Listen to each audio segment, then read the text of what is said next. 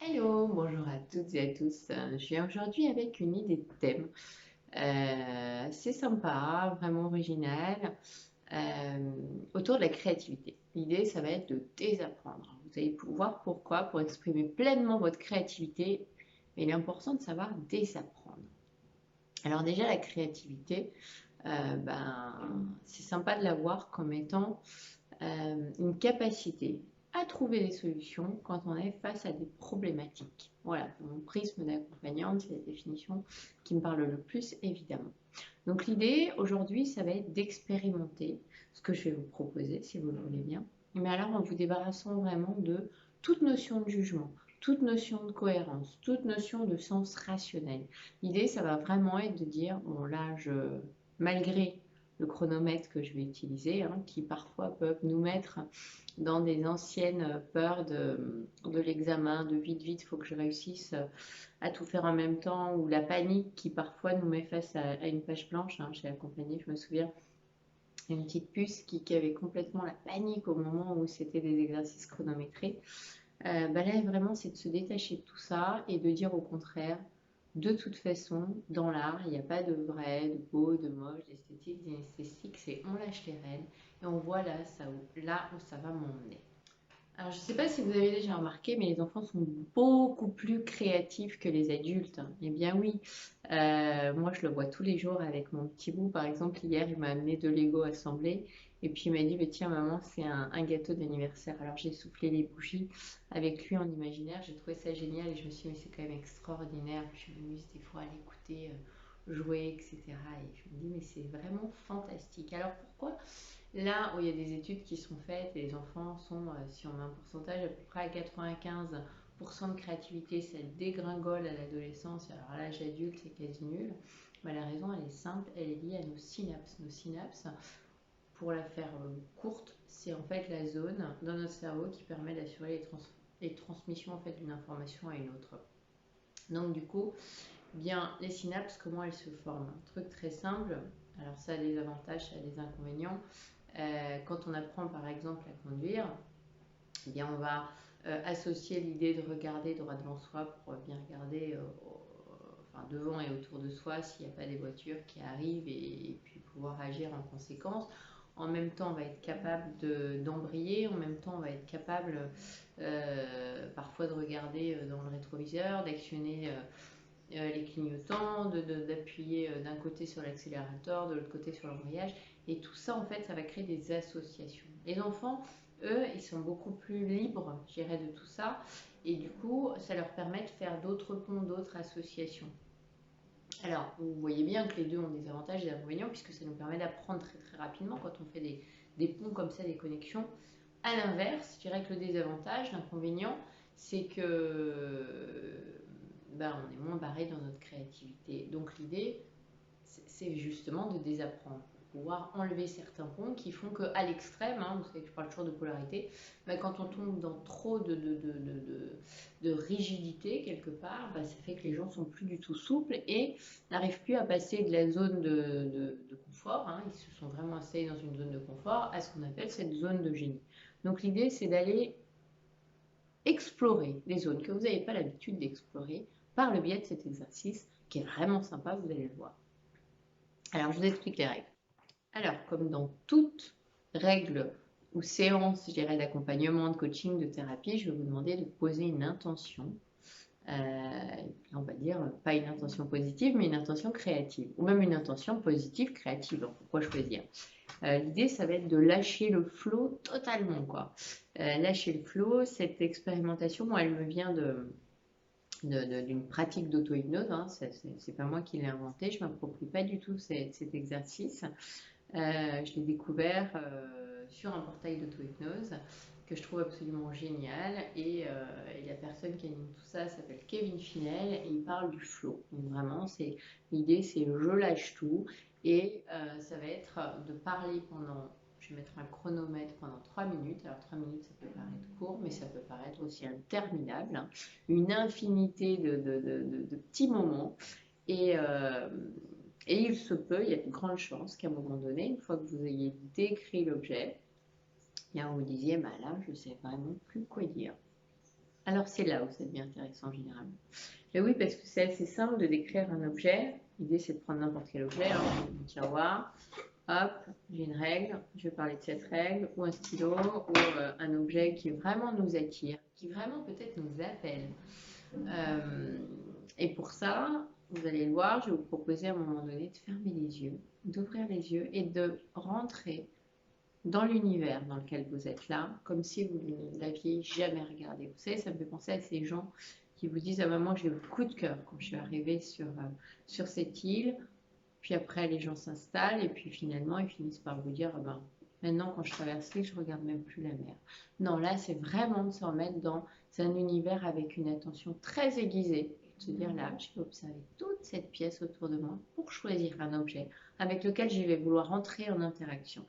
Et cet objet, je vais avoir envie de l'animer, hein, de le voir. On le sait avec la physique quantique, on est tout est énergie, hein, 99,99999%. Donc l'idée, c'est de se dire, ben là, je vais voir cet objet comme quelque chose d'animé, de vivant et de vivant.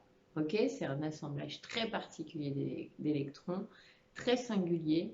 Et qu'est-ce qu'il a à me dire, hein? Donc libérer tout, imaginer tous les possibles, hein, à la manière d'un conte, d'un narrateur qui va raconter la vie d'un petit cahier. Alors au début, on peut commencer par quelque chose de très simple, de très cartésien comme on a l'habitude. On va solliciter nos sens, nos VACOG. Je vous le rappelle, le visuel, qu'est-ce que je vois en regardant par exemple ce cahier. Qu'est-ce que Donc il y a le visuel, il y a l'auditif, qu'est-ce que j'entends si je me rapproche de ce cahier, peut-être que je le touche et que je vois le son qui dégage. Au niveau kinesthésique, quand je le touche, est-ce qu'il est plutôt lisse, est-ce qu'il est plutôt rugueux, est-ce qu'il a des aspérités, est-ce que ça me provoque une sensation particulière, est-ce que c'est froid, est-ce que c'est chaud, est-ce que c'est doux, est-ce que c'est humide, etc. Et puis pourquoi pas le sens gustative. Est-ce que ça m'évoque un goût, ce rouge-là, ou peut-être que si je rapproche mon nez, bah, cet objet il a une odeur particulière. Son cuir il a une odeur, ou voilà, selon l'objet que vous choisirez. Ça me rappelle les petites Charlotte, vous savez, les petits personnages qui avaient des odeurs, c'était super sympa. Moi j'avais la Charlotte au café. Et voilà. Et après, une fois que vous êtes un petit peu à cette étape de qu'est-ce que je vais bien pouvoir raconter maintenant, et bien là, lâchez tout. C'est ça le flow. Et vous allez voir que ça peut vous emmener dans des expériences complètement dingues. Alors pourquoi je vous amène à faire cet exercice? Forcément, il y a un lien avec l'accompagnement. C'est que c'est un exercice qui permet de rentrer en état de conscience modifié. Parce qu'il ne faut pas croire que l'hypnose, c'est un état de conscience qui est complètement barré, hein. Très souvent, la première fois que les gens viennent me voir, ils me disent bah, j'aimerais bien faire de l'hypnose, mais en même temps, j'ai un peu peur. Mais oui, mais l'hypnose, parce que les gens qui n'ont jamais fait d'hypnose, ils visualisent l'hypnose, ils l'associent à l'hypnose de spectacle. On va me faire la poule, merci Mesmer. Pas du tout, évidemment. Et puis, il faut savoir qu'on rentre en hypnose toutes les 90 minutes. Quand vous êtes, par exemple, face à un film et que vous êtes complètement absorbé par ce film, et déjà, vous êtes en état de conscience modifié. Quand les émotions, elles viennent, vous associez au personnage. Et déjà, vous êtes en état de conscience modifié. Il y a plein d'états, il y a plein de zones d'état de conscience modifié. Donc, l'idée, c'est de rentrer là-dedans. Évidemment, plus vous allez expérimenter cet exercice en allongeant le temps, en lâchant le flow, en rendant possible tous les possibles, mais plus vous allez rentrer en état de conscience modifié. Et c'est ce qui rend l'expérience absolument géniale. Génial, et vous verrez, quand je vois vraiment le jeu, ben vous allez vous retrouver un petit peu à la manière de... On dit que les artistes rentrent en état de conscience modifié. Et évidemment, il y a certaines personnes qui peignent pendant des heures et des heures et des heures, et puis d'un seul coup, quand elles arrêtent parce que la lumière du jour a baissé, par exemple, elles se disent oh, mais je n'avais pas vu qu'il était si tard. Pour moi, ça faisait à peine une demi-heure que j'étais sur ma peinture. Et ça, c'est rentrer en état de conscience modifié. Bien sûr que les artistes savent très bien le faire. En fait, on s'est rendu compte qu'il n'y avait pas de zone particulière associée à la créativité. Les chercheurs ont vu par contre que ça activait les mêmes zones que quand on est en état d'hypnose. Voilà, c'est là où c'est super intéressant. Alors, je ne vais pas rentrer dans les détails neuroscientifiques à vous dire quelle zone s'active. Néanmoins, ce sont les mêmes. Donc, assez parlé, je vais vous proposer de rentrer dans l'expérience. Prenez quelques instants, fermez les yeux si vous avez besoin, parce que comme je dis, quand on ferme les yeux, on va mieux à l'intérieur de soi. Mettez votre intention positive de rentrer dans cette expérience créative avec le plus de joie, le plus de légèreté et surtout de vous autoriser Et rouvrez les yeux en imaginant que vous poussez les portes d'une pièce que vous n'avez jamais découverte. Et c'est la pièce dans laquelle vous êtes.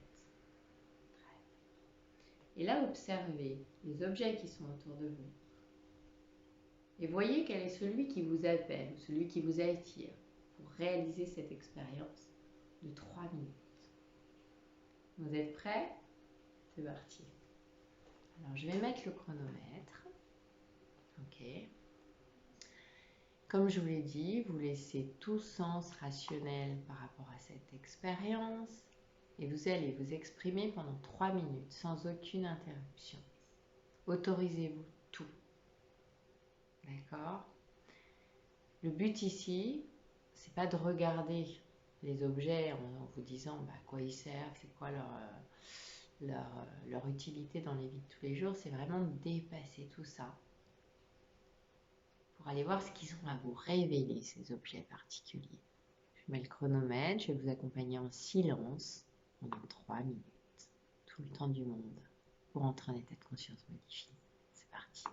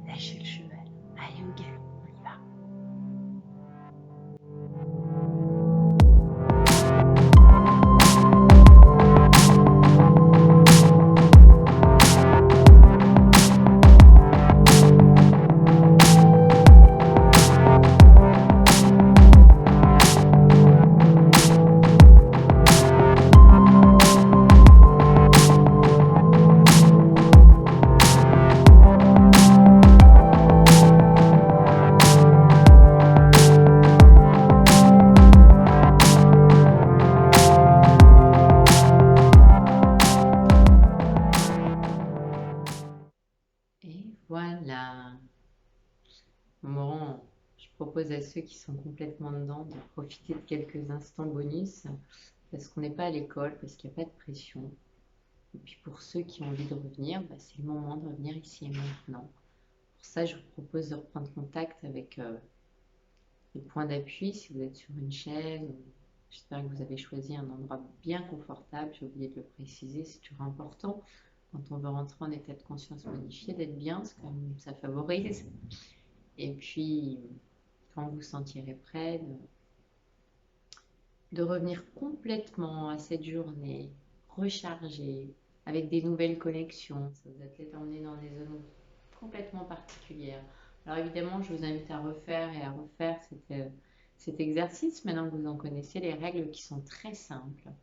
Et vous allez voir que parfois, je ne sais pas comment vous l'avez vécu et je serais ravie que vous me partagiez vos expériences. Il y a certaines personnes qui vivent vraiment cette expérience comme un voyage intérieur, hein. On voit qu'on peut vraiment voyager très très loin en imagination, comme le font certains narrateurs de contes. On vous en parlait, de Petite Chenille, tout ça. Alors moi, je suis en plein dedans en ce moment avec mon petit bout de 2 ans. Et je trouve ça tellement fabuleux de me reconnecter à cet enfant intérieur parce que vous voyez bien que là aussi, c'est une manière de se reconnecter à lui. Et puis, au contraire, des fois, c'est des voyages qui nous permettent de prendre beaucoup, beaucoup, beaucoup de distance, de nous barrer carrément dans la nuit des temps, puis l'origine de l'objet qui va raconter de là où il vient, remonter dans le temps, dans le temps, dans le temps, jusqu'à remonter dans l'univers et prendre beaucoup de distance. Ce qui est pratique aussi quand on a une problématique, de s'amuser à prendre beaucoup de distance et finalement, vu de très haut, ça paraît pas si important. Voilà, donc je ne sais pas comment vous l'aurez expérimenté, puis vous verrez que d'une fois à l'autre, vous pouvez vous amuser à l'expérimenter de différentes manières. En tout cas, j'espère que vous avez pris beaucoup de plaisir à expérimenter cela. Et puis, n'hésitez pas à envoyer vos commentaires, à partager cette vidéo, à m'en proposer d'autres. Et je vous souhaite une très très belle journée. À bientôt!